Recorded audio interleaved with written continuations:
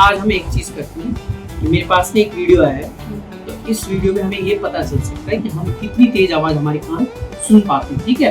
और इससे ये भी पता चल सकता है कि जब हमारे कान उस आवाज को सुन रहे हैं तो उसमें उम्र भी बता दे कि तुम्हारी कान की क्या उम्र हो सकती है सुनने के हिसाब से, ठीक है। तो अब मैं इसको चला के देखता हूँ और फिर देखते हैं कितने कान तुम्हारे कम हो गए और मेरे कान कितने कम हुए, ठीक है, सुनने के। जिसको जितना जहाँ पर सुनाई देना बंद हो जाए तो वो उंगली हो जाए। हाँ, वहाँ पे आपको बता देना कि मेरी अब मुझे नहीं सुननी। ठीक है, मैं ये चलाता हूँ।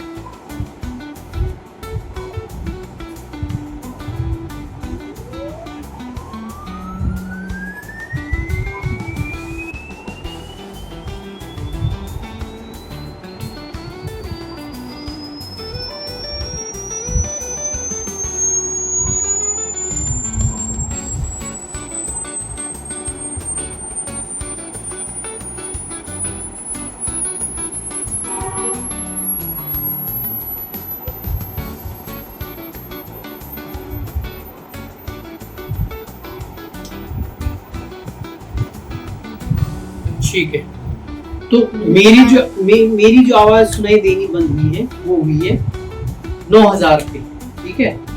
और तुम्हारी हुई है 14,000, 14 पे, 1300, 850, 14 के आसपास। तो तुम्हारी उस हिसाब से उम्र जो हो रही है वो 33 साल की है कानों की उम्र, और मेरी उम्र जो हो रही है वो हो रही है 65 के आसपास। तो बहुत ज्यादा हो गई, चलिए मेरे कान बहुत कम हो गए, डबल के आसपास हो गए। तो इसके पीछे पता नहीं क्या साइंस है। रजत, तुम इसके बारे में मुझे बताओगे क्या इसके पीछे की साइंस होती है? ये समझाओगे यार, ऐसे मेरे कान कैसे कम हो गए? क्या होता है, आवाज कैसे सुनाई देती कम? तो हमारे कान जो होते हैं वो आवाज सुनते हैं।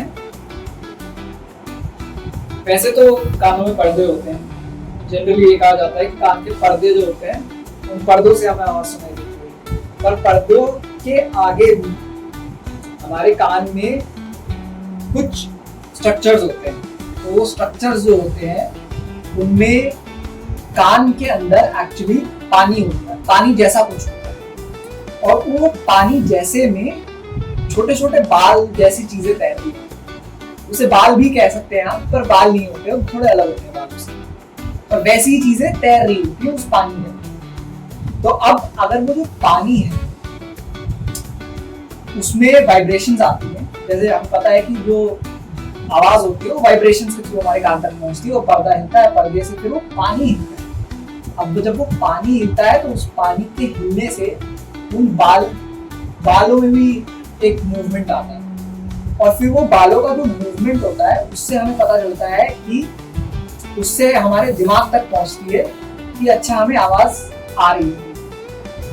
अब जो बाल है वो पर्दे के जितने पास होते हैं उतनी ऊंची आवाज हमें सुनाई देती है, और पर्दे से जितना दूर वो बाल होते हैं उतनी नीची आवाज हमें सुनाई देती है, गहरी आवाज, ऊंची और गहरी आवाज। तो अब पापा के केस में क्या हुआ कि उनको जो ऊंची आवाज है ना, क्योंकि उन्होंने हेडफोन लगाए, ईयरफोन लगाए ज्यादा अपने कानों पे, तो जो पास वाले पर्दे के पास में जो बाल थे वो बालों ने अपनी क्षमता ही यूज कर दी, आवाज को सुनने की क्षमता उनकी चली गई। तो जितने वो सेंसिटिव थे, नाजुक होते हैं, जितनी नाजुकता से वो काम करते थे, जो अंदर में हमारा पर्दा होता है ना, पर्दे के भी अंदर पर्दे के अंदर मतलब जो हमारे जब हम ये हेडफोन या ईयरबड कुछ भी लगाते हैं, हाँ, तो हमारे पर्दे से अंदर भी वो उसका इफेक्ट करता है ना। हाँ, तो पर्दा तो सिर्फ बाहर ही होता है, पर्दे के अंदर भी हड्डियां होती है छोटी छोटी, फिर उन हड्डियों से एक और पर्दा कनेक्टेड होता है, फिर उस पर्दे के अंदर जो होता है वहाँ पे पानी जैसा कुछ होता है, उसमें बाल जैसा कुछ तैर रहा होता है। तो अब जो पर्दे के पास वाले जो बाल हैं, क्योंकि वो ऊंची ध्वनि सुनते हैं और ऊंची आवाज सुनते हैं, और क्योंकि वो नाजुक उतने बाल होते हैं कि अगर उनको ज्यादा तेज आवाज अगर सुनाओगे तो वो अपनी क्षमता ही यूज करेंगे कैच करने की, आवाज पकड़ने।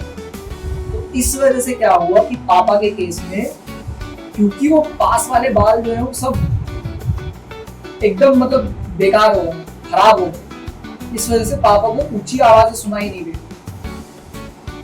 ये ऊंची आवाज होती है मतलब। ये ऊंची आवाज है। ये जोर से गा रहा है। हाँ, वो सुर बहुत ऊंचा है। अगर सुर के उसमें कहें वो एकदम ऊंचा सुर है। और गहरी आवाज मतलब कि आप नीचे सुर। बेस जिसमें जाता है। अच्छा, ठीक है, तो हाई नोट या लो नोट इसे कह सकते हैं। तो हाई नोट सुनाई दे, हालांकि ये बहुत हाई नोट है, ये नॉर्मल से काफी ऊपर है, पर एक इंसान को जनरली 20 हर्ट्ज से 20,000 हर्ट्ज तक सुनाई देता है जब वो बच्चा होता है। तब जैसे जैसे वो बड़ा होता है वैसे वैसे कम होता है, पर पापा का जो है वो अपनी उम्र से काफी ज्यादा कम है।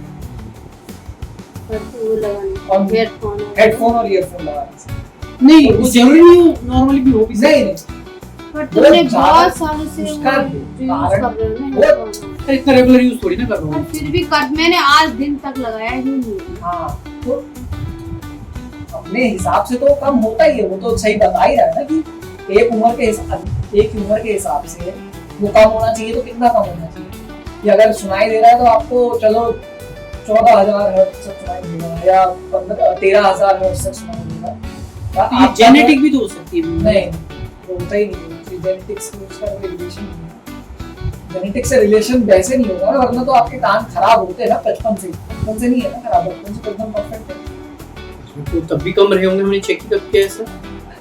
तो आपको अभी लग रहा है ना, तो और लोग आपने चेक नहीं किया है, लेकिन आपके केस में वो एक्चुअली आपका जो हिस्ट्री है वो बता रहा है ना कि आपने हेडफोन्स ईयरफोन्स यूज किए, आपने तेज आवाज सुनी है हेडफोन्स लगा के।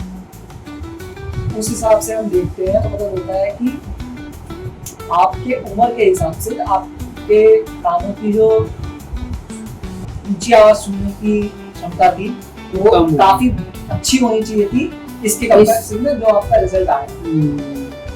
और मम्मी का वो काफी बेहतर है, क्योंकि शायद ऑफ कोर्स मम्मी ने ईयरफोन हेडफोन यूज किए ही नहीं कभी। मम्मी के तो उम्र के हिसाब से तो बहुत ही यंग एज हो रही है। हाँ, तो और मेरी उम्र के हिसाब से डबल एज हो रही है एक हाँ, तरीके से। तो वो ये नतीजा है कि ईयरफोन और हेडफोन्स में अगर आप लगा रहे हो आवाज कम रखो और ज्यादा आवाज रखो, पहले तो यूज ही मत करो।